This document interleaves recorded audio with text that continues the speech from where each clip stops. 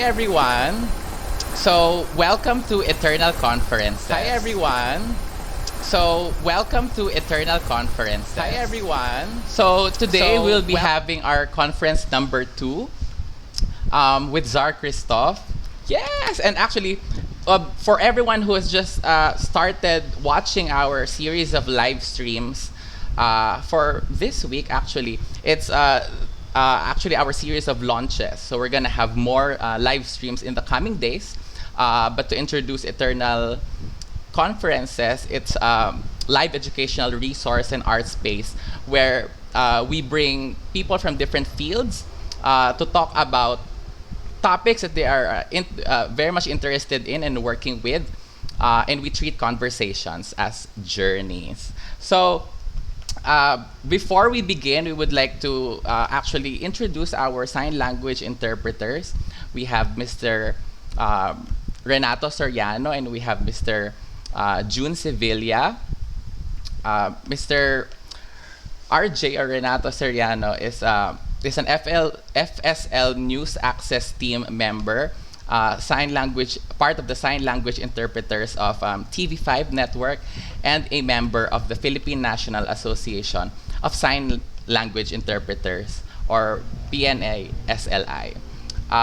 Later, we will be meeting Sir June Sevilla, who is also a freelance interpreter for the deaf community and is a member of the Philippine National Association of Sign Language Interpreters and PNA-SLI as well. So I think just to give like a brief background, like Jord from our last live stream, I also met my meeting with Czar is also a little geographic because we're team Calabarzon, or like ano ba yun, region 4A ba yun, Czar? I think yeah. So so we like, and also like Jord, because Jord and I met because of my project with Taal. I think Czar and I met more so because we were trying to find kinship in the artists affiliated with that area of the Philippines, which is like kind of, what is the term? Peri-urban.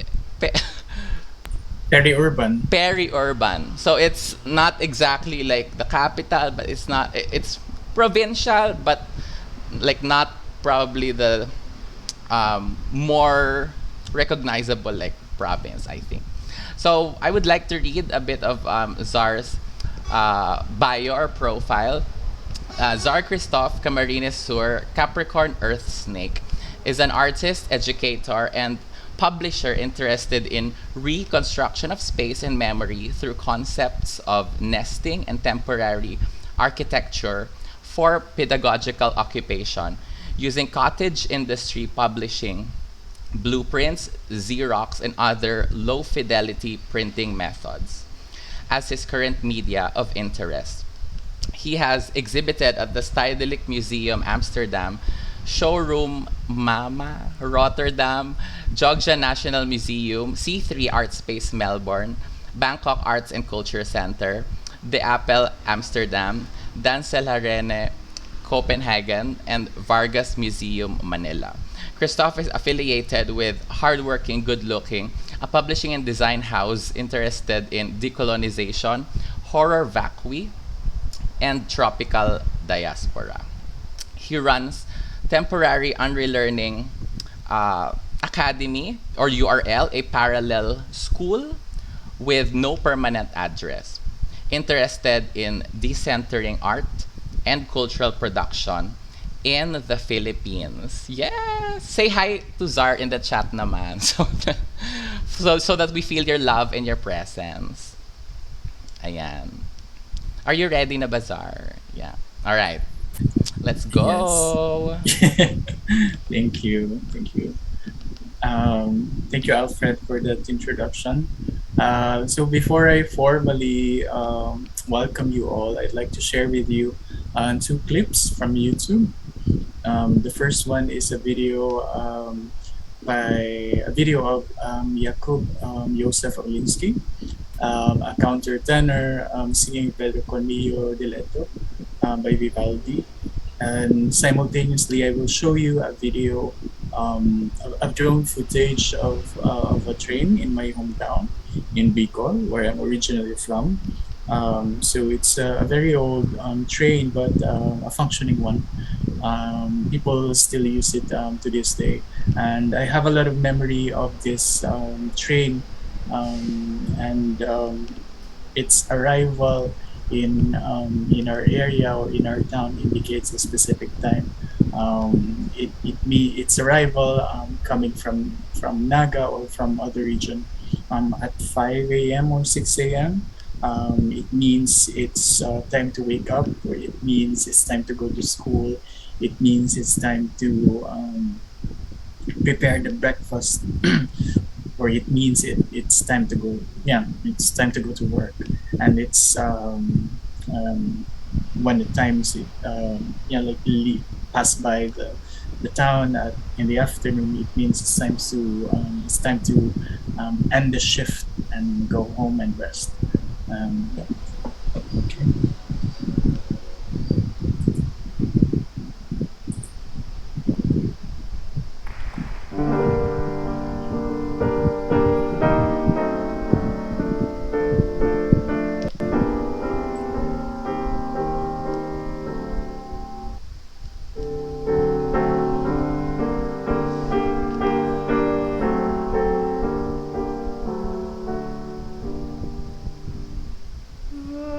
Vedrò con mio diletto l'alma dell'alma mia, dell'alma mia, il cuore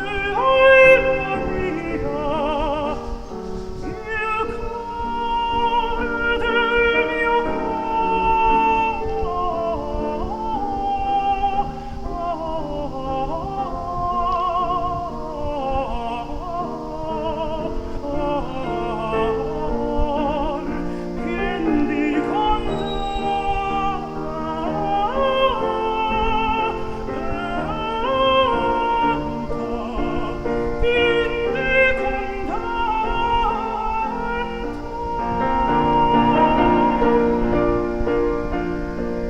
Quindi vedrò con mio diletto l'alma dell'alma mia, dell'alma mia,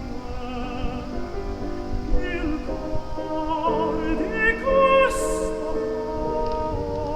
cuore che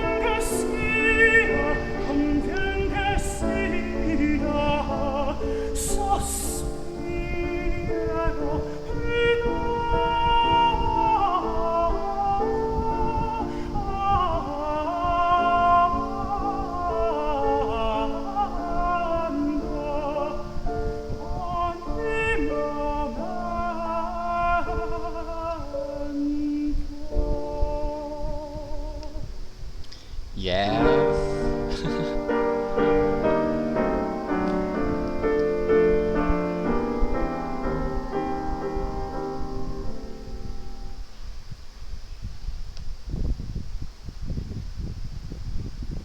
Ayan, a little shout out pala from our from Terror Bill Junkie says, "Hi Zar." 008 Hansu says, "Hi." Musa Taal says, "Pagbati." Auntie Santiago says, "Hello."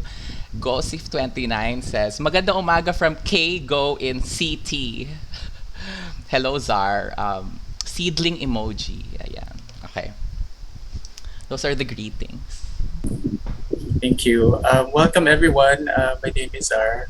The title of this lecture is Oras de Peligro. or time of danger. It is a common phrase or expression that my grandmother or the people around me when I was growing up. Yeah, it's always say when it's during a time of trouble or during a time of attention. Um, so, and then, but yeah, thank you everyone for joining us tonight, and to those watching from other part of the world in a different time zone. I sincerely appreciate your presence in this moment. I have sectioned this lecture in four parts. Introduction to time, my concept of, yeah, like my introduction to time, capturing or freezing time, unlearning time, and degradation of time. And within the sections, I will read, reflect, and narrate. And in between, there will be intermission numbers in the form of music and video clips. So the first two video clips is, yeah, kind of like an introduction. Um,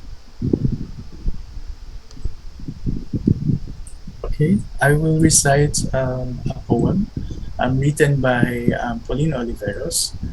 It was written in January 1984 to reflect on Oliveros' growing understanding of force. Forcing, Forcings from cloud. Listen, dancing breath. Listen, long sound, sound long, long breath, breathe long.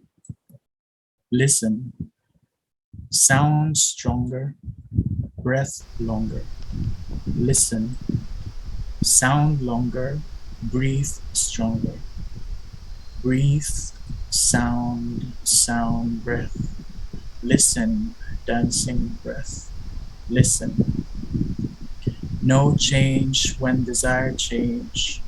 Change when no desire to change.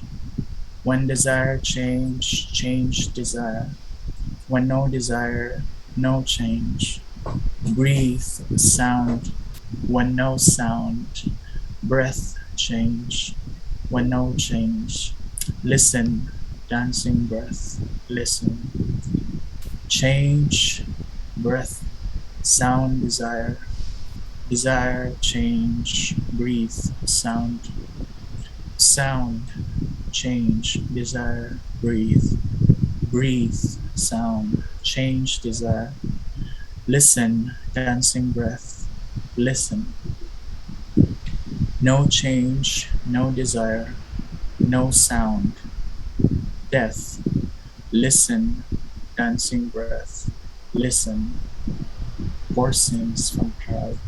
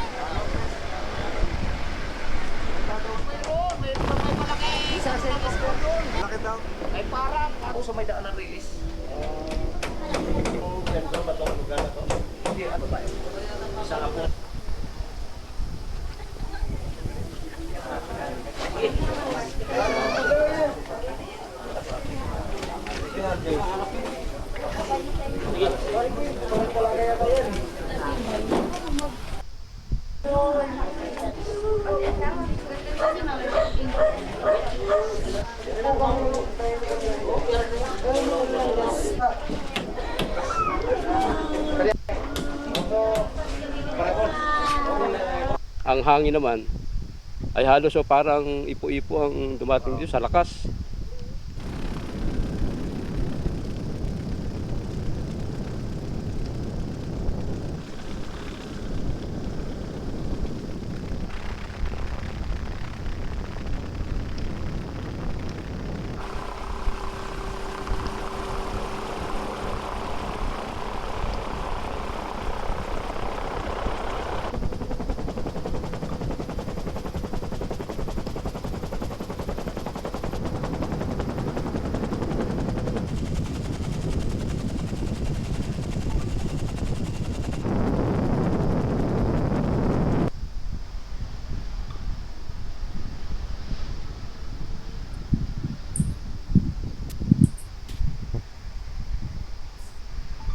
Typhoon Angela, known in the Philippines as Typhoon Rosing, um, that landed in 1995, was a catastrophic Category 5 typhoon with 180 miles per hour or 290 kph sustained winds.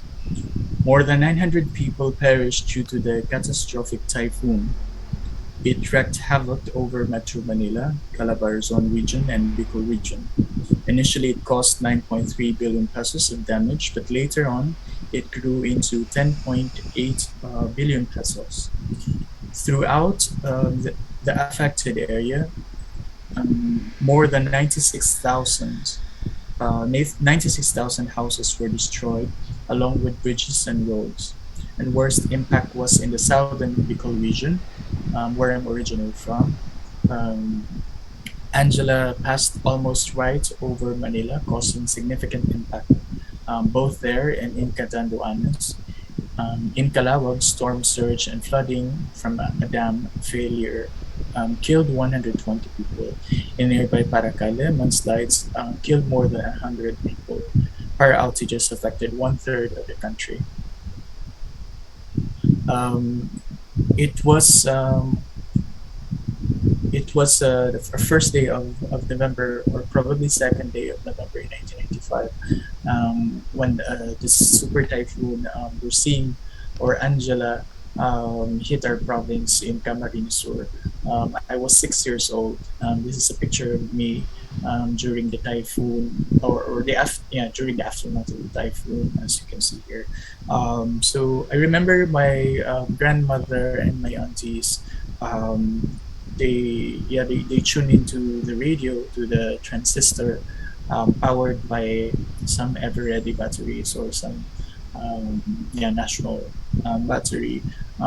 So they tune into this radio station called Bombo Radio, to learn about the upcoming typhoon. And then this is a picture of the aftermath of the typhoon. But before this photograph was taken, I remember um, going to our house, um, my family house. So this is my sibling, as you can see here, my older sibling, and these are my cousins. So we went to our grandmother's house, which is in the upper, in a higher ground. Um, but it also took over the house, and then it went inside. The water went inside, and then what happened to our house, which was at the lower area of this picture. Um, all of our belongings were destroyed, and then um, only few objects and clothings were saved the during the flash flood. And then I remember jumping into a cabinet just to move to a higher ground. When we were trapped in our house, and then we went to our grandmother's house, which is this image, and then we share food. And as you can see here, this is me, and this is my grandmother. Um, yeah, so this is my introduction to typhoon, and it made an impact. So for this talk, I will kind of like talk about what is the effect of environmental trauma, or a trauma experienced from calamity. Um, so I would like to recite this artist statement I co-constructed with my last year with Marian Contreras, a practicing artist, a writer, and who is also my cousin. So we grew up at this house together. Um, so yeah, so this is the also shout out to her. She just gave birth to a healthy baby girl named Samria. Um, anyway, so my practice in its fullness is a measure to reclaim, but I eventually replace it with reconstruct. My practice with its in its fullness is a measure to reconstruct power and control, having experienced its absence for as long as I can remember in my childhood. One of my early memories of how photography had the significant in my life is that of salvaging photographs that were damaged by the flood caused by Typhoon Lucine of 1995. The fact that there was no way to undo the damage to the photograph planted a seed in my mind, which I would come to understand as an adult that the memories are as damaged as the photographs they were supposed to be monuments of. Without records of these moments in time, we long to keep forgetting its eminence. The only solid form I have known in my young life, which is my family unit, um, also has also collapsed. This has intensified a personal urge to record moments, reconstruct narratives, memorialize nothings, just to active doing so. So photography has allowed me to act on this urge. Um, just to be the architect of to the forms I want to save from collapsing, and to those I permit to be temporary. Um,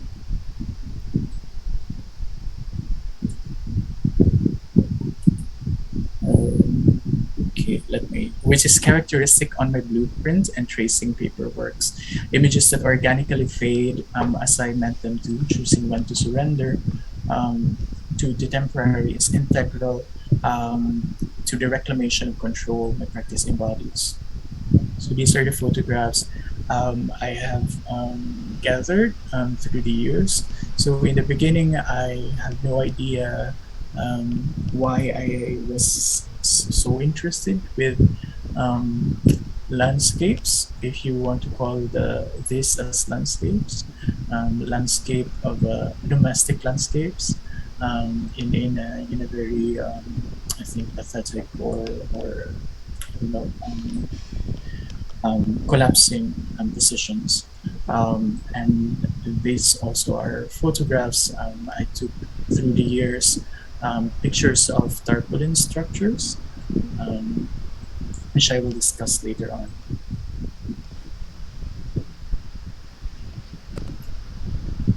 So this was taken for, I think, like 3 year period, 2015 to 2017 or 18. And then the black and white ones are taken prior. Um, okay.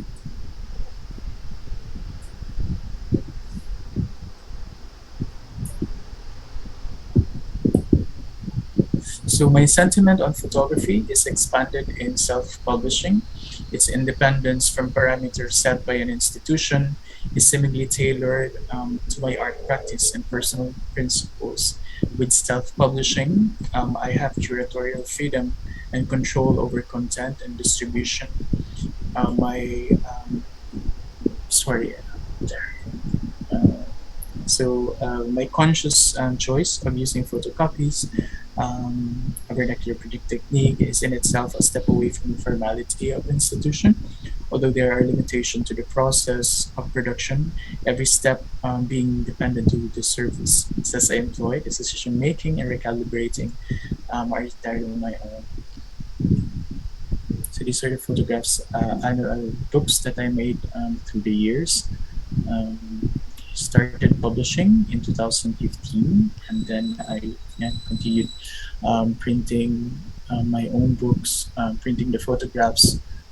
So from from the idea of photography as a way to construct space, this idea of combining or making a composition and um,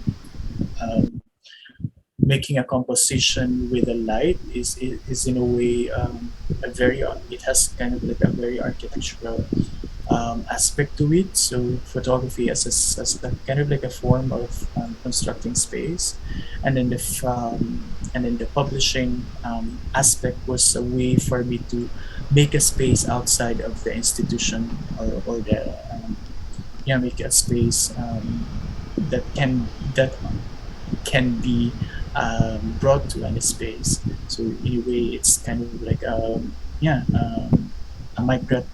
kind of migrating space.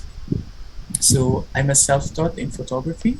My knowledge in self-publishing is from personal research as well, but I also found mentors that have taught me essential know-hows only gained from experience. Knowledge passed down from experience is important for an artist to possess. Um, Intending to share to peers and young artists who desire to learn, I've started my pedagogy work.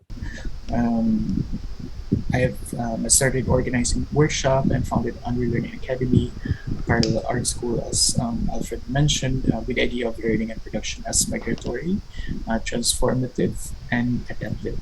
So URL has operated in different places, in coffee shops, in bars and internet cafes. Um, I'd like to go to the intermission. Um,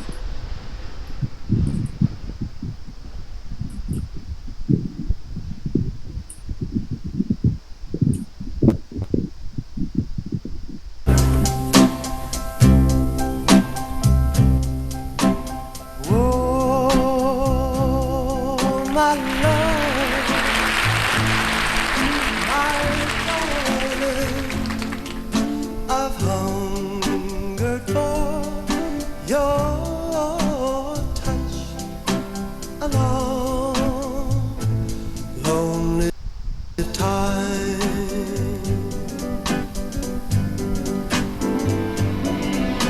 and time goes by so slowly, and time can do so much. Are you still mine? I need your love. I need your love. Godspeed your love to me.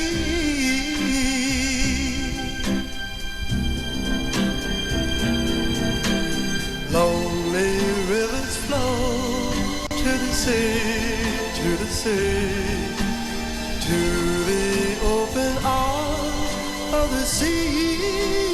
Yeah. Lonely riverside, wait for me, wait for me. I'll be coming home, wait for me. Oh, my love, my darling, I've hungered for your touch,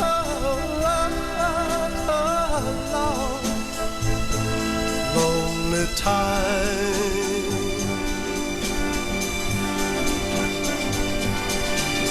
and time goes by so slowly, and time can do so much. Are you still mine?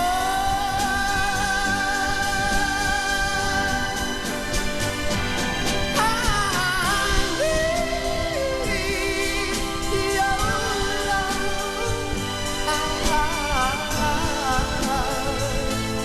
I really need your love. Godspeed your love to me.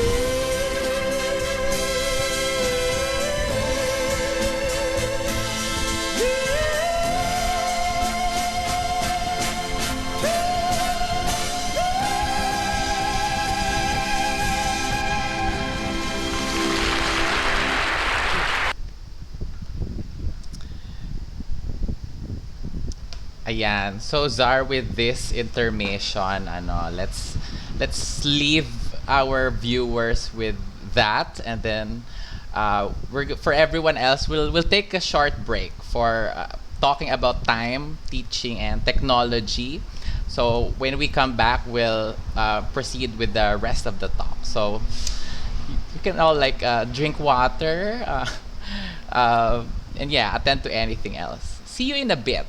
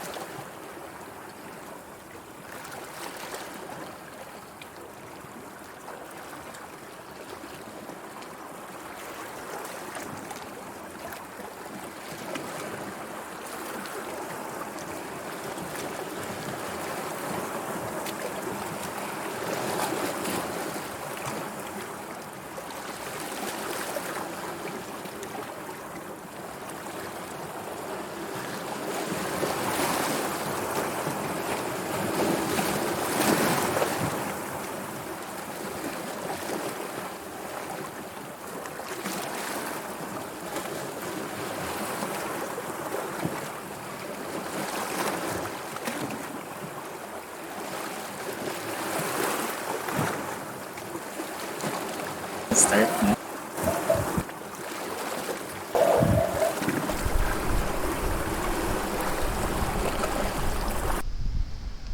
All right, so we're back with conference number 2 with Czar Kristoff, and we'll catch up. All right, so here we go. Okay, thank you, Alfred. Is my audio okay? Yep. Okay.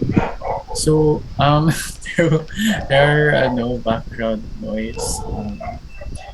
And anyway, so I will. Oops. Okay, as you can see here, Friends, friends in the from the neighborhood. yes. So now I will talk some projects I did through the years that I think in a way relates to or very very related to this idea of um, danger or also or yeah like this kind of like a reflection of my like my trauma with typhoon and like how these projects from in my how these projects kind of made me re-articulate or kind of like reconstruct my memories of like of the term demolish or destruction. For me, the purpose or yeah, like the in a way, yeah, the purpose of practicing is a way for me to or the reason why I'm still practicing up to this day, even though yeah, like the economic side of being an artist is difficult, is my main motivation is through artistic practice, through research, where yeah, I became I could give new meaning, or yeah, reconstruct meaning to the words that for me when I was a child, yeah, like back when I was a child, are painful words. Um, so a few years ago, I talked about this project called "To Destroy Is to Build," which I started constructing a few years ago. Um, and I stumbled upon these videos of collapsing buildings on Instagram, and I find it really fascinating because usually images that we see on Instagrams are very highly curated and kind of like focused on beauty. So I was curious, like yeah, like who's what beauty or what is the beauty within behind these images. Also, yeah, kind of like this idea of like this. Sorry for the background noise.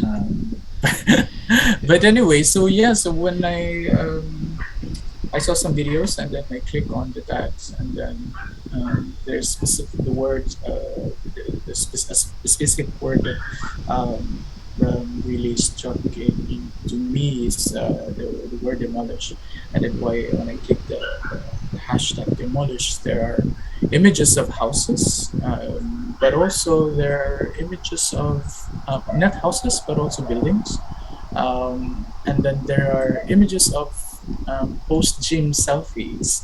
Um, so it was a very fascinating, I think, search for me. So in yeah, so there are images of collapsing um, structures, but also there are like kind of like erections of structure, the body as the structure, and in a way it's fascinating because the words mean has yeah like kind of the two has two meanings, and or multiple meanings. So I started yeah like taking a screenshot and kind of like archive this discovery, and then I focused mainly on the images of collapsing buildings, and then I for a few months they have been sitting there, and I was trying to articulate like why yeah like why am I interested in on this, and I think and yeah, and then eventually um, in it made me yeah like kind of like made me think of how destruction and creation are often linked together, and I remember this text I read somewhere that nothingness is always has a negative connotation to it, but actually like nothingness is is an opportunity for occupation, is an opportunity for creation, um, and for me, so I started yeah like kind of like gathering these images, and then I decided to um, print them by offset, and then use it as an exhibition, or yeah, or yeah, not use it as an exhibition, but exhibited the work. And then during this process of taking a screenshot and um, yeah, this kind of this place of transition. It made me think about like how like how this space is constructed through this transition of time and transition of space, and how the images could have new meanings to it. So for me, like this idea of erection of buildings, or creating of buildings, usually it displaces people, especially in the city, no? And I think what I was interested in is this idea of documenting the destruction of this. Yeah, buildings are usually, yeah, kind of like attached. There's a power usually attached to it, or a name attached to it, which displays a lot of people. And I was interested in documenting how this symbol of power um, and greed collapse. And for me, this project, it was a way to kind of like investigate, like, whether, yeah, like, is it possible to sustain this yeah, kind of like sustain this collapse of power. And then what can we do about it? um, and then and in my context, like having, yeah, like this, my history of being in a constant shift of finding my home. For me, this is a way to um, I think kind of like recalibrate my brain, or recalibrate my language, um, that home can be made and can be constructed. So yeah, like, so I place them together, put them together, and kind of like create, yeah, stack the images of collapsing building to kind of like assemble and create my own, um, yeah, like meaning. Sorry if I'm wrong, but and then there's No, another I word. think it's very clear. It's very. We really like. I think the journey of it actually, even given the sound and the narration and the poem. So, yeah, don't worry. Thank you. And We're with you on the ride. thank you. And then there's another work I want to show you, which was made in 2018. So I was invited by friends to do an exhibition, but they said it's going to be an outdoor exhibition in a farm. And it's my first time to participate in this type of project. And and then in the farm there was a pineapple field, and I remember in the same house, um, yeah, like in our house in Bicol, which was covered in flood and destroyed by the typhoon. There actually few pineapple plants. I remember as a child, and um, and it made me, yeah, like this farm reminded me of my home. And I said, I think I want there's so much, I think, yeah, this plant, there's a beautiful, I think, meaning to it, attached to it. But also there is this pain, this longing, of having a home, or having, yeah, to return into that space again, and inhabit that space. So what I did was, I went to a nearby, what do you call this, coco lumber store, Mm. coconut lumber. And then I brought, yeah, this I bought this two coconut coco lumber, and then I brought it, and then I had to walk for, like, I think, like maybe, like, I don't know, maybe like 500 meters or something, or maybe 1 kilometer, I don't know. But it was a long it was a long procession. and then I started constructing a flagpole, and I only kind of like revisiting this memory in my childhood, and kind of like giving, like I want to own that memory again, and I want to have something that I own.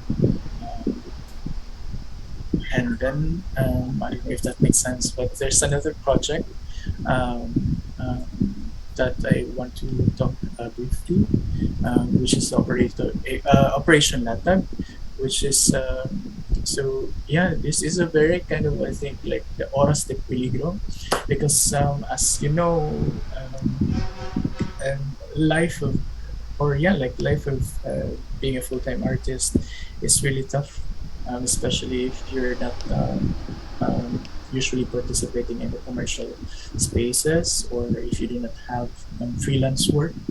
In my case, during the time, I don't have any freelance work, so um, I said like, you know what, I have a lot of prints. I have a lot of, or well, I have some few prints I want to sell, and so I decided that to take a chance, and nobody's yeah, like I don't have to wait for like a year just to have an exhibition or to mount an exhibition. So I kind of like utilized the space in front of these gallery spaces that there's these spaces, these institutions that usually control the distribution and the growth of the artist. So in a way, yeah, like this is kind of like a non-violent protest for me.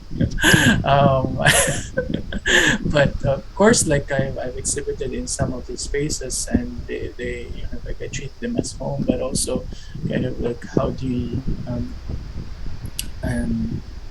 yeah, kind of like how do we own one's space, or how do we own this space?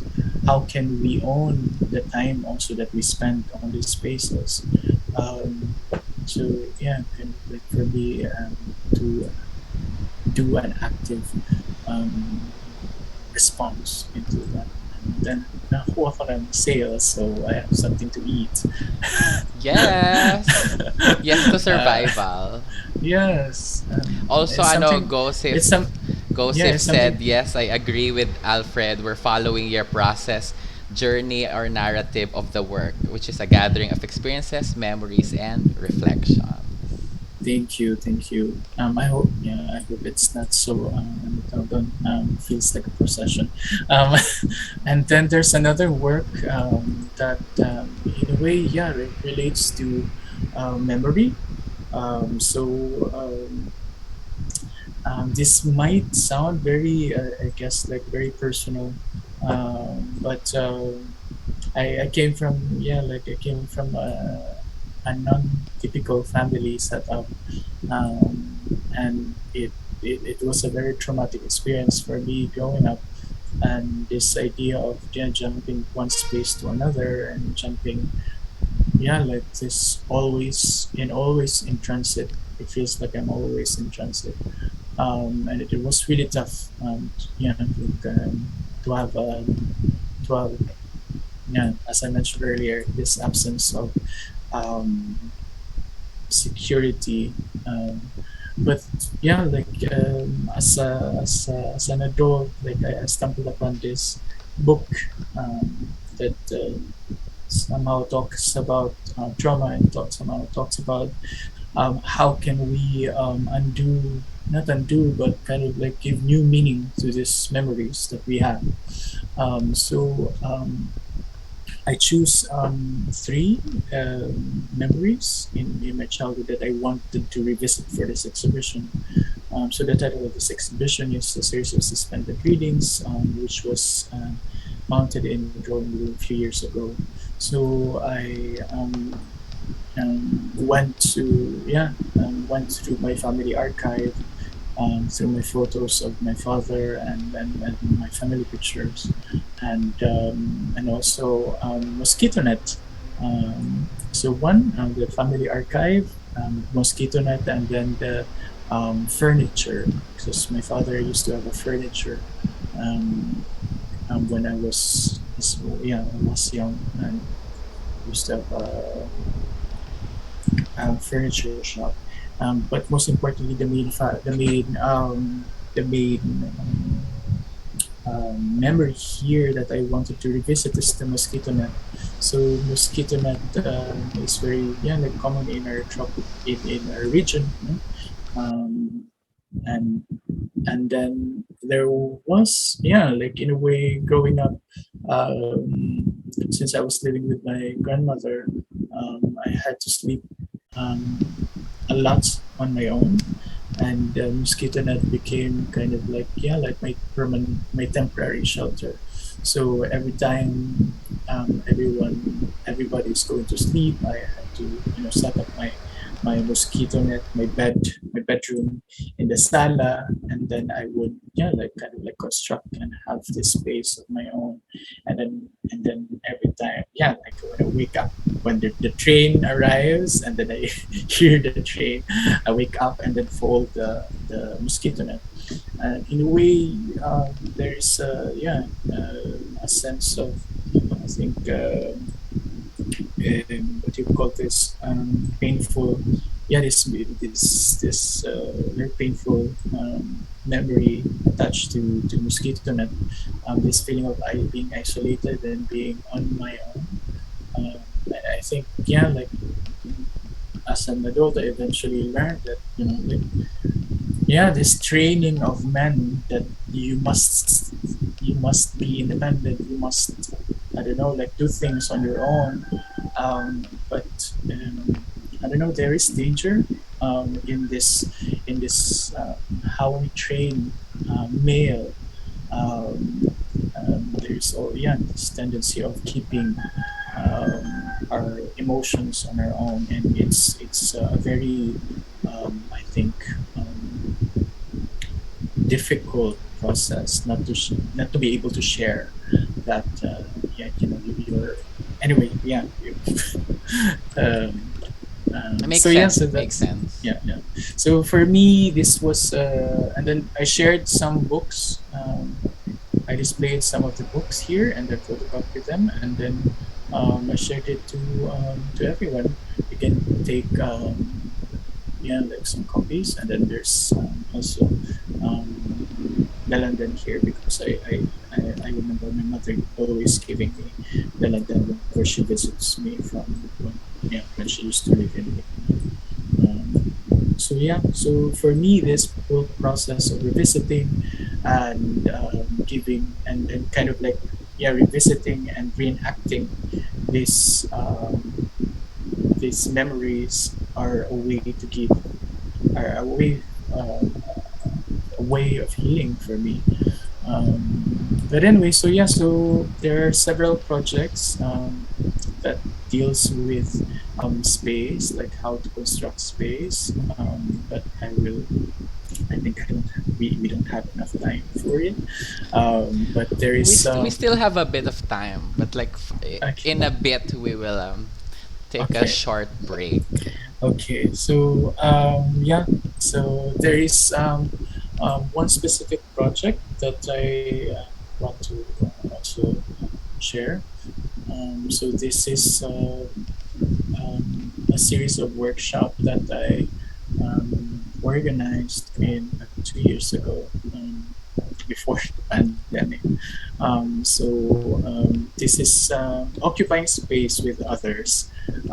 So I have been developing, kind of developing this workshop wherein the participants, what do you call this? We do listening exercises and then drawing exercises together, and we converse through drawing.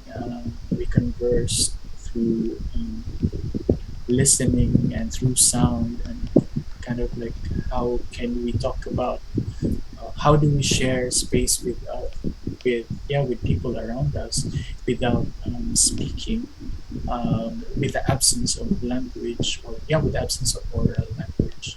Um, so I was very interested in this, and how can we like um, construct space together. Because making a space on your own is difficult, can be difficult and lonely. So this is what's a way for me to kind of um, give new meaning to in this concept of construction. Um, is it okay if I read? I'd like to read. Okay. Uh, So so for everyone else, we'll take another short break from the from our journey with Czar actually. So we'll see you in a bit.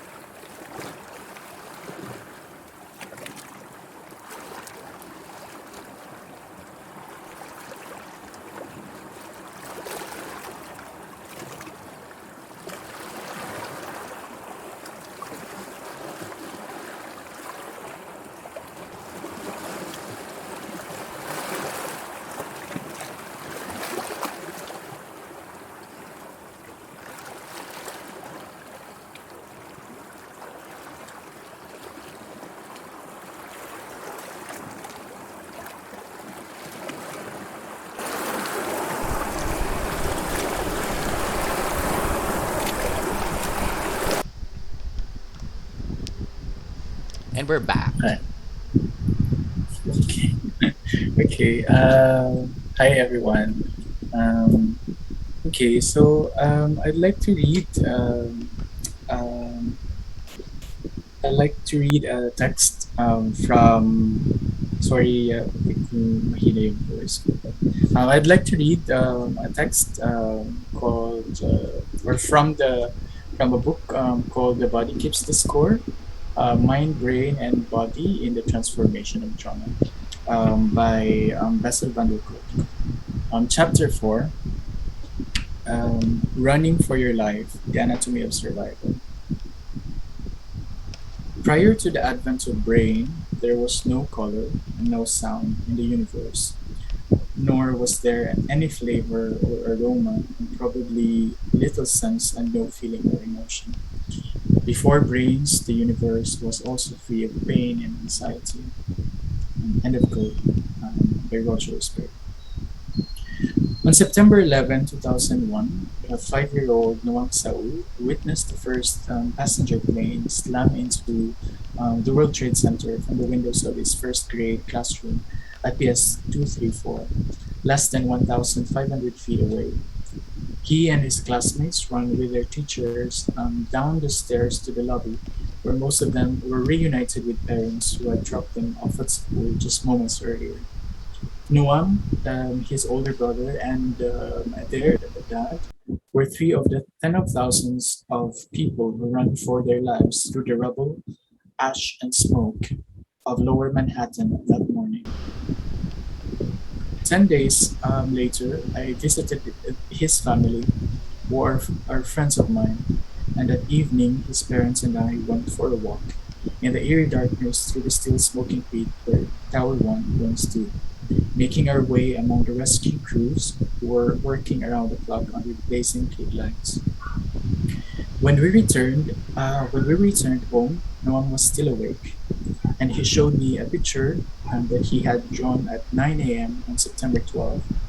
The drawing depicted what he had seen that day before: an airplane slamming into the tower, a ball of fire, firefighters, and people jumping from the tower's window. But at the bottom of the picture, he had drawn something else: a black circle at the foot of the buildings. I had no idea what it was, so I asked him. "A trampoline," he replied. "What was the trampoline doing there?" Mom explained. "So that the next time when people have to jump, they will be safe." I was stunned. The 5-year-old boy, a witness to unspeakable mayhem and disaster just 24 hours before he made that drawing, had used his imagination to process what he had seen and begin to go on with his life. No one was fortunate. His family, his entire family was unharmed. He had grown up surrounded by love, and he was able to grasp what the tragedy they had witnessed had come to an end. During disasters, young children usually take their cues from their parents. As long as the caregivers remain calm and responsive to their needs, they often survive terrible incidents without serious psychological scars. But Noam's experience allows us to see in outline two critical aspects of adaptive response to threat that is basic to human survival. At the time the disaster occurred, he was able to take an active role by running away from it, thus becoming an agent in his own rescue. And once he had reached the safety of home, the alarm bells in his brain and body quieted. This freed his mind to make some sense of what had happened and even to imagine a creative alternative to what he had seen: a life saving trampoline. In contrast to Noam, traumatized people become stuck in their growth because they can't reintegrate or they can't integrate new experiences into their lives. I was very moved when the veterans of Patton's Army gave me a World War II Army issue watch for Christmas, but it was a sad memento of the year their lives had effectively stopped: 1944. Being traumatized means continuing to organize your life as if the trauma were still going on, unchanged and immutable, as every new encounter or event is contaminated by the past. After trauma, the world is experienced with a different nervous system. Survivors' energy now becomes focused on suppressing inner chaos at the expense of spontaneous involvement in their lives. These attempts to maintain control over unbearable physiological reactions can result in a full range of psychological symptoms, including fibromyalgia, chronic fatigue, and other autoimmune diseases. This explains why it is critical for trauma treatment to engage the entire organism: body, mind, and brain. Czar. There was Isola is here. She said hi, and also I think fire underscore flights also said hi. Short question before we move to this, because I think it's kind of related to like the past segment about demolishing actually, which I was also gonna ask. Um, Hi Zar. So Isola said, "Hi Zar. I see that like me, you are quite critical of the heteropatriarchal institutions here that are problematically linked to actors or institutional powers in the government or the oligarchy. And you have shown in some of these galleries. Is this fascination with demolishment and occupying in any way connected to these contradictions that we have to live and put up with?" Um, is it okay if I answer it later? Yeah, sure. Yeah. I was Okay. gonna also ask something similar, but like more on the not spiritual, but like more of like a probably yeah, all of it is personal anyway. So, yeah. All right. We'll go back to this. Thanks Isola for the question. Thank you, Isola.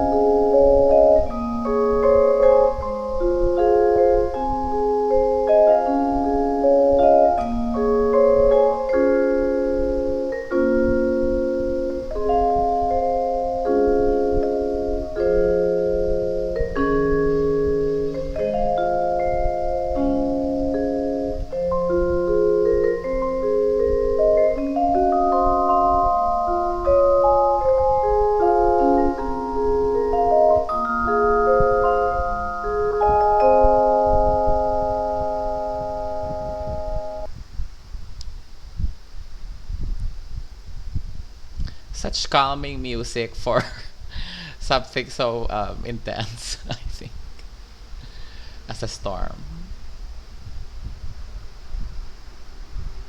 Okay. We will go now to the, yeah, we're almost there. I'll talk about this specific work called Part 1, Part 2, or Part 3, which is currently on yeah, like currently on an, yeah, like mounted. Tama ba? Mounted at Steadily. Ingress. Uh, yeah, I will recite this correspondence between the museum.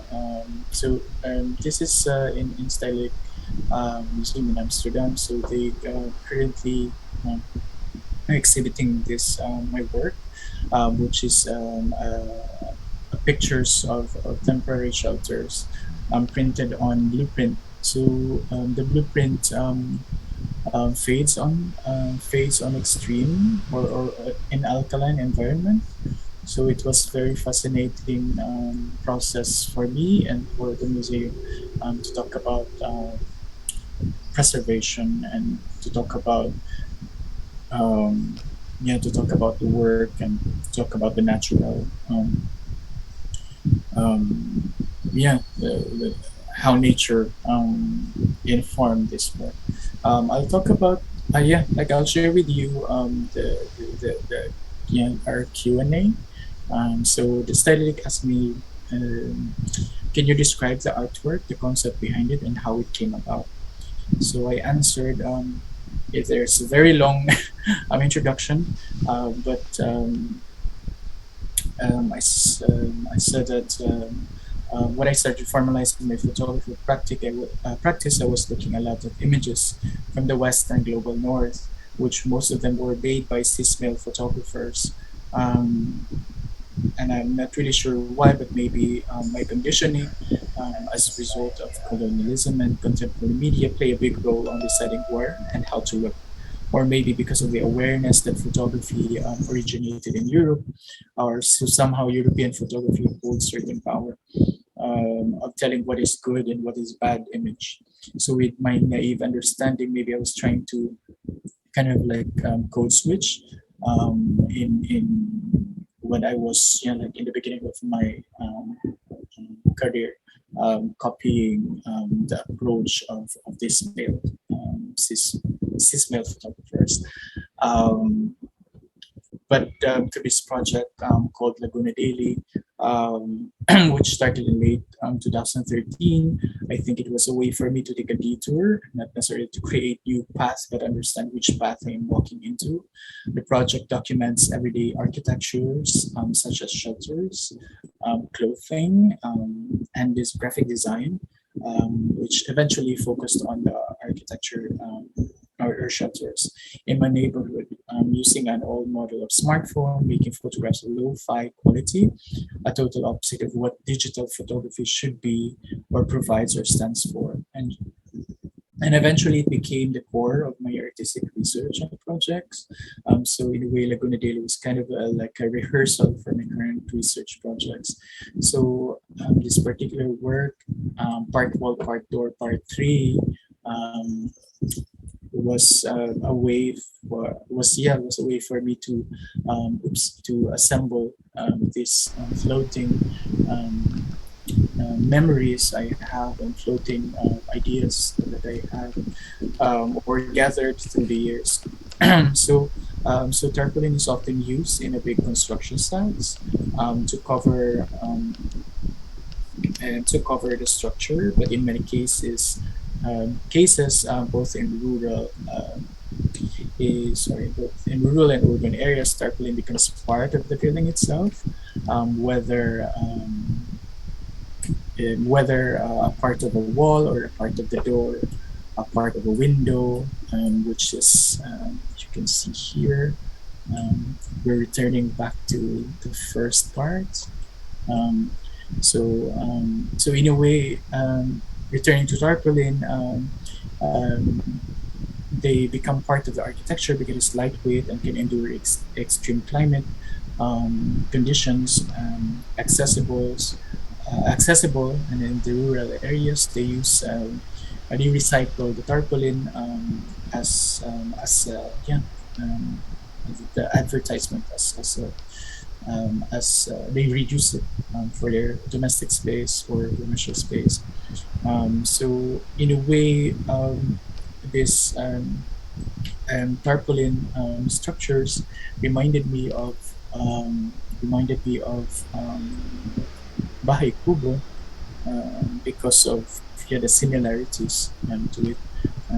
So the installation of the um, part one, part two, or part three was made possible using postcard plastic curtains, mimicking the tarp itself. And then just you can see here, um, mimicking the tarp and also the sachet culture, which is a very big part of our culture in in the developing country like us. Um, so sachet, what's interesting for me is the sachet does not only serve as the vessel for these products, but also it acts as a part of the architecture as a decor or as a protection also from the sun. So in a way, there's kind of like a multi-dimensional object. Um, but there is one question that was raised, which was the fading. The fading of this print is part of the artwork concept. Could you please share your thoughts about the fading in relation to the artwork? And I answered, I think being born and raised in the region in the Philippines that is constantly faced by typhoons, 20 typhoons every year, and experienced trauma as a child. The concept of preservation is rather different from the context of European institutions. Although yes, I do archive my work now in the form of photographing and collecting and scanning and storing and so on. But also, I would like to honor, I think, the truth that nature is powerful than me. That no matter how hard I try to keep things as they are, another disaster is going to destroy it. And through acknowledging the limits for me, as a way for me to um, yeah, I don't know, like take every moment, not yeah, not to take things or not to take time for granted. So I really wanted the work to be true to its nature, to its social cultural context, the climate and geography, where the work was made. So its limitations. So it's meant to be temporary. The work is meant to fade, but also I am very interested in how the archiving would play into this part of the transformation of the work. Um, do we still have time, Alfred? Oh my, okay, thank you. So, they also have a question um, that they said, they asked me that the fading process should be photographically documented. Um, should be photographically documented, as I suggested to them. So at the beginning and at the end of each exhibition, one set of unfolded posters should be photographed. What function does this documentation have? Can the documentation be presented to the public? If so, are there any specification in this type of presentation? So I said that that is correct. That the feeding process, I mean the allowing the museum to take part in this fading. So I stumbled upon this interesting text by Dusan Barok, Julie Torres, and Amiri Mansu. I'm not sure if I'm pronouncing their name correctly.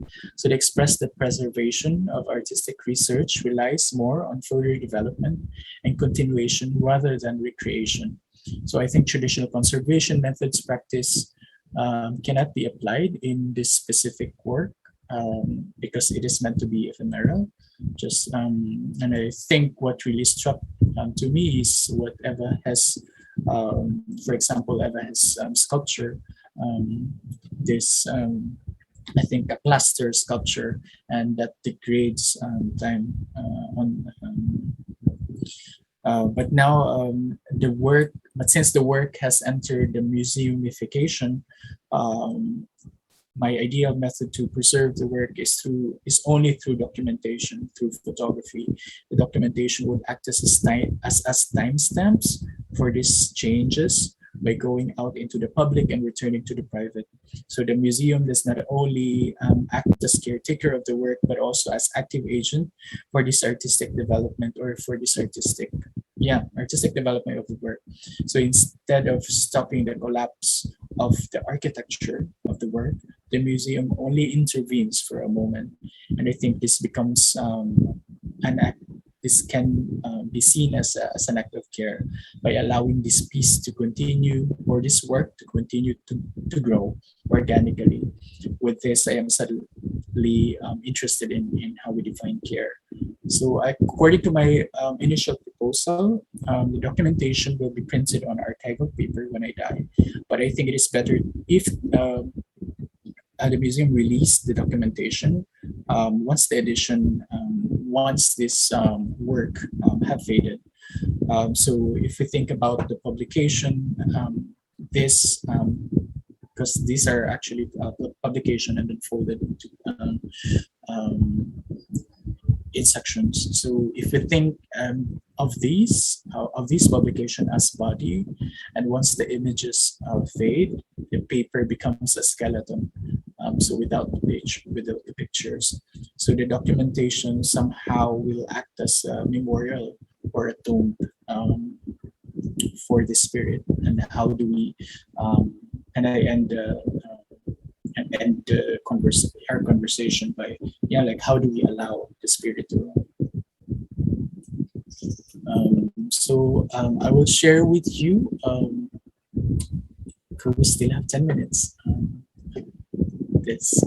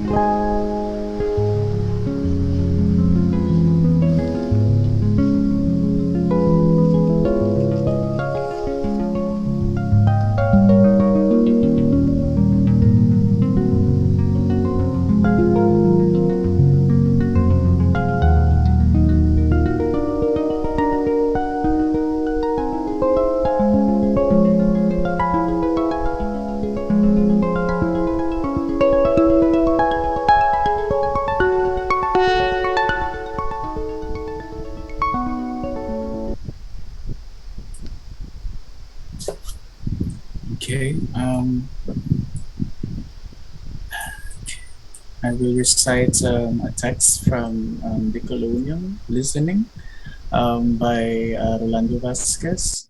The task of listening is the task of bridging colonial difference, and it requires several things. It requires first what I call the humbling of modernity. If you assume that your view is the only view, or the universal value, or the contemporary view, or the view that is in fashion, or the latest view, then you cannot be in the disposition of listening or be capable of listening to what goes beyond your framework of understanding. So, in this sense, listening becomes an enormous challenge: how to humble your position, how to uncover your position when you have only learned to think and experience the real from inside the West. How can you receive and relate to realities and ways of thinking that do not belong to your framework and intelligibility? This is what I call the colonial listening. For me, it is a principle of the colonial critic, whereas a critic in the West celebrates reflexivity and meta-theoretical reflections. The decolonial critic is about relating to the outside of the epistemic and aesthetic framework, so that all the categories, your systems of thought, your senses become educated, become humbled, and open to real interactions and growing with other worlds.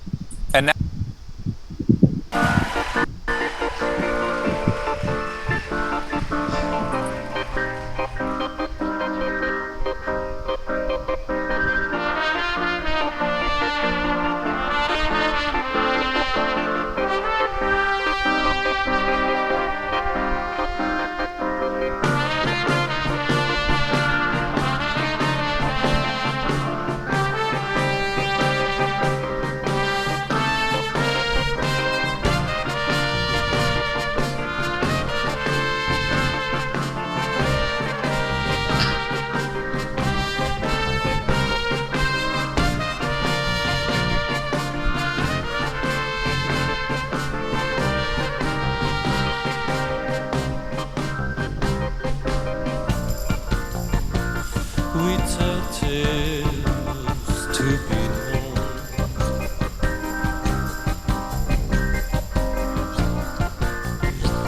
or be spared for sorrow.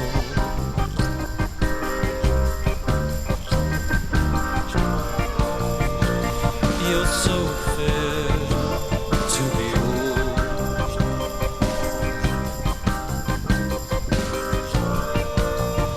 What will be left when you're gone? And it shapes everything you know. How we were when the waters were low. Southern winds carried clouds from the cold, and oh, spare me the blow.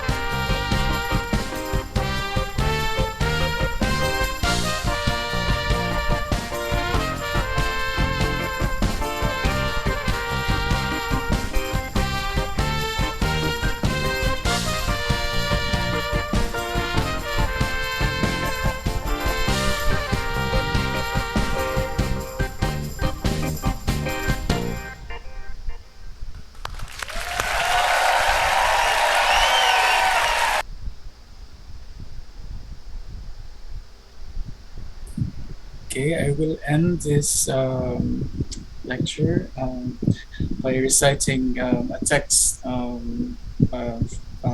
from this book called Not Dead But Sleeping by Della Subin.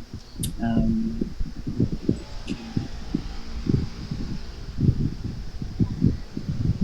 um, Perhaps in the end, there is no story of the seven sleepers because duration means nothing. What is 187 years? What is 309 years? Time exists only in the instant. Continuity between one point and the next is upheld by God, or by a force even more unfathomable. History becomes a night, or seven nights, wrote Norman O. Brown. That the world is made anew every moment is the logic of 24/7 capitalism and Sufi metaphysics. But it is also the logic of the dream, in which a century can pass in the instant between flipping from one's right side to one's left. If the story fails, make it new. Revolution begins with reverie. Mundane sleep is the nightly rehearsal, as Crary writes, of what more consequential renewals and beginnings might be. The Surat al-Kahf concludes with the penultimate verse, say, though the sea become ink for the words of my Lord, verily the sea would be used up before the words of my Lord were exhausted. Sleep is a surface like the sea, and ink to draft what is to come. We write life and we live it afterwards.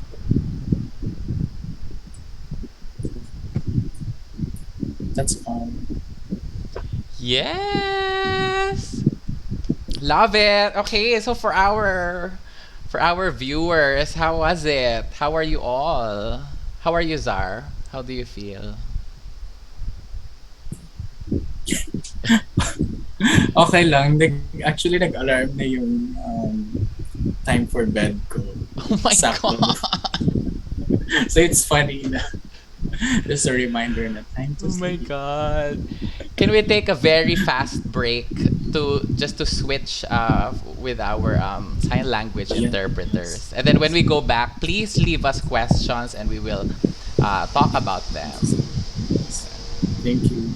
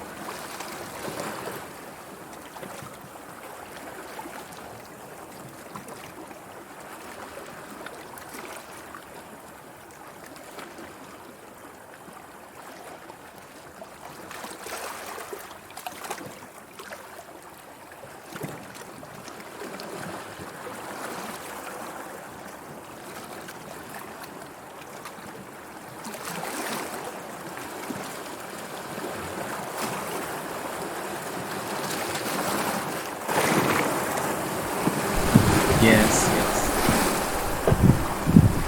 Sorry, umabot ng 1.5 hours. Right, we're back. I think we have a lot of comments and love from our chat box here. GoSif29 says, thank you, Zar and Alfred and RJ, and also Sir June. And Isola says, congrats, Zar, love you. GoSif29 said, sparkle, sparkle, like the emoji. And then Auntie Santiago said it was very insightful and inspiring. All right. So I saw this question a while ago. I was gonna ask actually something, but like I think there is something. I'll repeat it, and then maybe you can address it, and then I'll add my own like thoughts as well. Is that Yes, how does that yes, sound? yes. Okay. Yes. So Isola said a while ago that like I see that like you, like me, you are quite critical of the heteropatriarchal institutions here in the Philippines, for our viewers, that are problematically linked to actors or institutional powers in the government or the oligarchy. And you have shown in some of these galleries. Is this fascination with demolishment and occupying in any way connected to these contradictions that we have to live and put up with? Yes, I think yeah, like through the years, I yeah, like I think like through readings and also like through conversations I had with you or like with other peers. I think like my understanding like how we occupy space also changed, especially like if like the history of a space, yeah, like especially like when you understand the history of that space or the I think like the agents that control that space. So in a way there's kind of I think like constant um, refusal for me. I think like I always have been, I always have issue with institutions. I mean, yeah, like as you can, I think like the gesture of making books for me as a way for me to step back from this environment, yeah, spaces that somehow link to um, linked to um, or operated the way that I don't like or opposed to my morals or opposed to my beliefs. And I think there is I think um, there is in a way like being able to jump in and jump out is a great privilege, and it must be recognized by I think like us artists who like, take an active role in criticizing the institution but also play within the institution or yeah like kind of like occupy their spaces. There is, I think, like reward in being a kind of like a parasite within these spaces, but at the same time, like when do we decide when to stop to be a parasite and become, like our own, A I don't know, host, Char. entity, a host, maybe. Yes, yes. So yeah, there's a constant battle, I think, for me. Um, when it comes to that, and it reflects into the themes and images that I am interested in. So I guess that tension is being consistently reflected in your work, like that jumping in and out, if we say it. Actually, Yeah. one of my thoughts during your sharing is a little similar, but like framed differently, because I wonder, yeah, with this rejection of institutions, I feel that's a little contradictory to like seeking stability, because I see that like because I would imagine that given your memories and experiences, I would imagine that it would be like stability would be sought out, and probably like an institution is a shape of that search, I think. But I'm like just add on to this, but like I feel like you also answered a little bit that probably the book format is in this stage in your practice is like a midpoint of that, or even the body, because it seems like both those um, vessels are not exactly institutional, but not exactly like chaotic. they kind of both. I mean, maybe the body. I'm not sure about the book yet because I'm not too familiar. Yeah, with not with how it works, but more like framed that way. But yeah, what are your thoughts on that? Um, I think this is also have been, I think, something that I was trying to, yeah, like like how stability relates to institution. Yeah, like for example, like the museum I mentioned earlier, you know, like how they can preserve the degradation of the work, and be enforcing them, that no, you should keep the natural transformation of this work.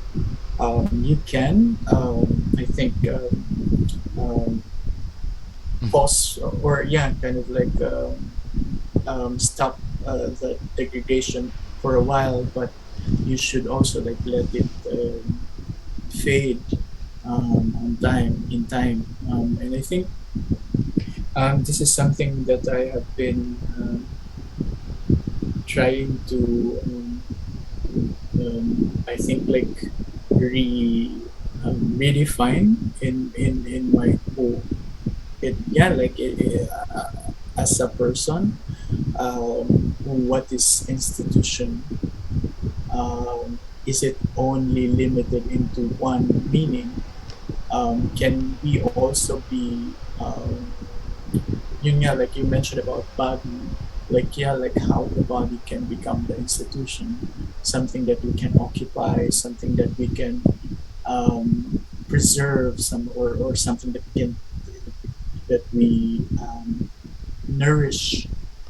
So para siyang actually, yeah, like the institution is not necessarily, a white cube, but it can be any, it can be in any form. Um, it can be in the form of body, it can be in the form of room, it can be in the form of garden, it can be in the form of time. As I think, with institution, I think, um, there's I think yeah like I think like the control is often linked to it. This kind of like a power structure, a structure. But yun nga, like returning to, with my obsession with tarpaulin, and also like yeah, like how I see Bahay Kubo now as kind of like an ideal form of institution. It's not that it adapts to the weather. That it, yeah, for example, the tarpaulin can be rolled, or for the Bahay Kubo, like during a typhoon, it can be replaced again. And yeah, it swings through nature. And I think that is kind of like a model that I was, still trying to apply in my own life, or apply in my own work. I think like yeah, like when we are educated by Western art education, we are, like it's a different setup, or it's a different. Not all of their beliefs can be applied within our context. Right. So parang yeah, like this. I don't know. This whole my whole practice is about that. But where do I find myself within this space? And how can I find, I don't know, I don't know if Cousins and Reassembly. I like that consistent. I think I don't know from how I processed it, but I feel like the gallery is just one a form of the institution that you are rejecting. So other ways of like you're also rejecting other things that may not necessarily be in this shape. I think. yeah, it made me think actually like of the word doubt, Mm-hmm. parang it's usually there's a negative connotation to the word doubt, to be doubtful of other people, or to be doubtful of a decision. But at the same time, there's also I think it's an opportunity to look at the other place or other side of a situation or of the facts that we here are in. But if we are always sure, ang hirap nun. Na parang, Right. is, yeah, like, to be, yeah, like, to be sure of things na eto lang yung way of making art, or is this is the only way to address my issues in life, or this is the only way, or maybe my other way, Yeah. or And it and changes it actually. can. Yeah. Actually, well, from the comments, actually, Miss Isola said, "Lol." At this point, I've gone beyond being a parasite to a queer kaiju. Thank you, Czar. I think it's a good it's like a good. I don't want this to end, Char. No, but like I like when you said something of like an alternative way of like coping, rebuilding, reassembly, and all of that, because I think when, at least for my formulation, when I think of a binary that you wanted to escape like instability, precarity, the storm, yeah, all of those things, I'm only thinking of like one. Okay, if there's a house, then I'm safe. But then it would be it. I think what you're actually doing with how you're cycling through different formats or media is that you're becoming the wind or the storm anyway, and then to be in control. Well, we don't know how much agency the wind has, but like in certain mythologies, I think that is the aspiration that nature has its own ways, I think. And then Fireflight says that I imagine that if there are rejections, like accepting, what are you accepting and what does it look like? Is it an accumulation? So if you're rejecting, like, I don't know, like instability, or like museums, or what does accepting look like? Um, it's I think, yeah, like, I think it's as it is I think the process of accepting is as difficult um, as the tension, that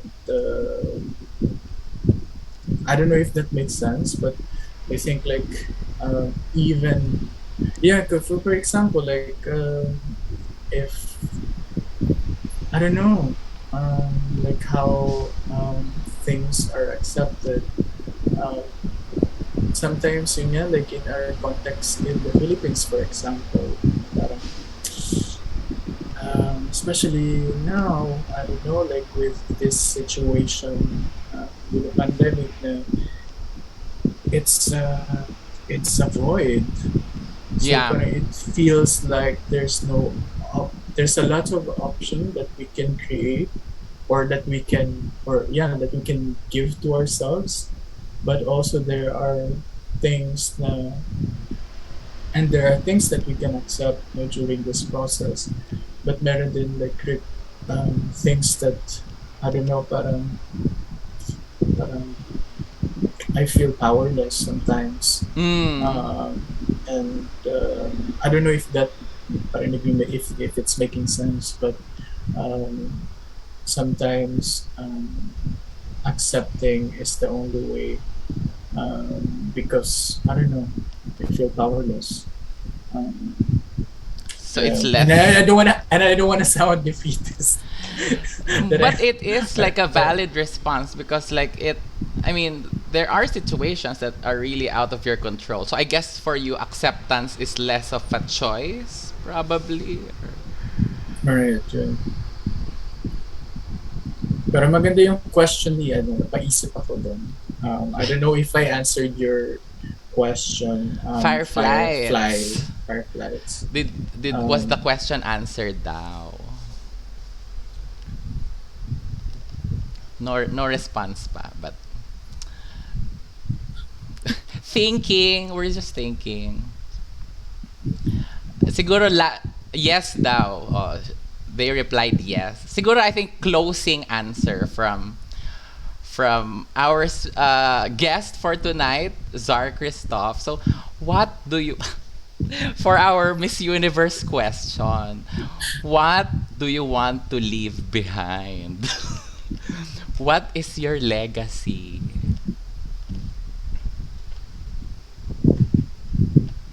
Paisip ako doon. Very, actually, the image right now that I'm sharing is, diba, kita nyo naman yung heritage. Hair. Uh, True. heritage just shape siya of a house, of bubong actually. Mm. Shape siya ng bubong. I guess, I don't know, parang, yeah, like actually, like I have been thinking recently, um, that I must, I think a lot about death recently. I have to be honest. Um, Not that I desire death, but it's also kind of like a normal, um, yeah, kind of like it's part like once we are born, we will also die. So it's parang it's always there, but we are conditioned to reject it. Or I think yeah, like how social media or like the media that we consume these days, kind of like shape us. That life is an endless scroll, but it's Yes. not an endless scroll. There's limitations. Pwede ka malobat. Truly, truly, like even if you have data, yeah, pwede ka malobat Many and ways to end a or scroll. yeah. So, but yeah, so I have been thinking about that, about death, a death of my practice, death of my old habits, death of my archive. So I think a lot about yeah, like what would happen to the works that I did in the past 10 years. So I started actually organizing my archive, but then like when I think about it, like yeah. Ano mangyari after that? But then, yeah, like I think yeah, kind of like trying to also be in present time. Present time in the sense na ano yung kailangan ko now. The And power my of now. and then sometimes yun like within that now, that moment, the present moment, y- valid mag-exist yung yeah, like the concept of death.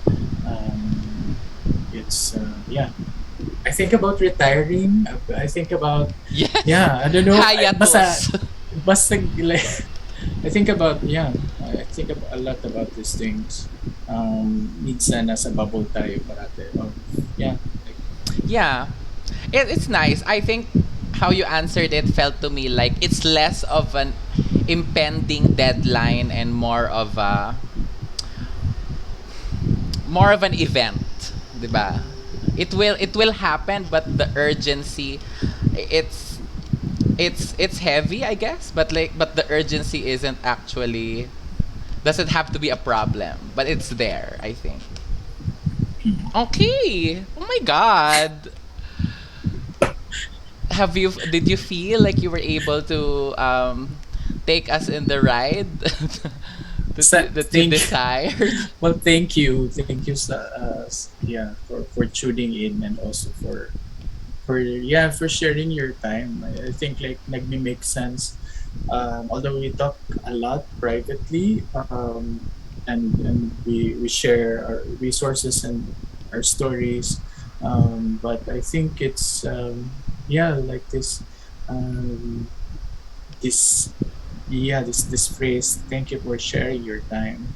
I think Mm. we always take it for granted, or kind of like parang automatic siyang response. But when we think about, yeah, thank you for sharing your time, because there are many things that you can do for that specific of time. You can do many things apart from this, but you're um, yeah, instead you're connecting with other people. I don't know. Yeah, sabi Sorry. ni Auntie Santiago says thank you, and then fire underscore flight says thank you, much love from San Pedro Laguna, and Isola says ano yung habagat comment kanina? I wasn't able to read. Bilang habagat. And then she said, yes, time is life, eme. And yeah, I think the gift of conversations as journeys is that we're able to take people who Auntie Santiago says from Colombia, and then robot emoji. Yeah, it's a gift to be taken away from all of the from where you are actually. So there's like something complex about the present, but also attending something like eternal conferences where we are also able to tour with you. It's I mean, I think it's more common in art to have like a studio visit, but I feel like given this you're sharing, it feels like a life visit, and I think it's a very rich and well lived life. Parang tinapos yung life. Sorry, only the conference is ending, but I think for everyone else, thank you so much as well for staying with us, and shout out to the 6 viewers that stayed strong with us. We started out with I think 12, I think, and yeah, it's a good good turnout, and yeah, we really hope that you're able to deeply listen definitely to this very heartfelt presentation. Very structured work, but a very fragile artist. Yes, revealing. Anyway, yeah. So I very much enjoyed how generous you are all the time. I think so. Thank you so much, Czar, for this conversation. And for everyone else, follow Instagram.com/Czar Kristoff. And I think just to end our conferences, we also have our, again, speaking of disasters, on Thursday, August 12, we will be speaking with the National Disaster and Risk Reduction Council in our conference number 3. So we would also ask them about like time and about urgency, and in the context of like government work possibly, and also and responding to these like natural disasters from a different perspective. So hopefully we see you there. Please register, and we're happy that you stay with us. Thank you, everyone, and thank you to Sir June as well, and to Sir RJ. Yeah. All right. Bye, everyone. Thank you, Sir June and RJ. Thank you, Alfred. And Thank also you, a everyone. transcription will be available. So this stream will be available for 24 hours only. So you can rewatch it after this broadcast ends, and then you can find the audio recording on our website here, flashing in your screens, eternalconferences.cargo.site. So bye.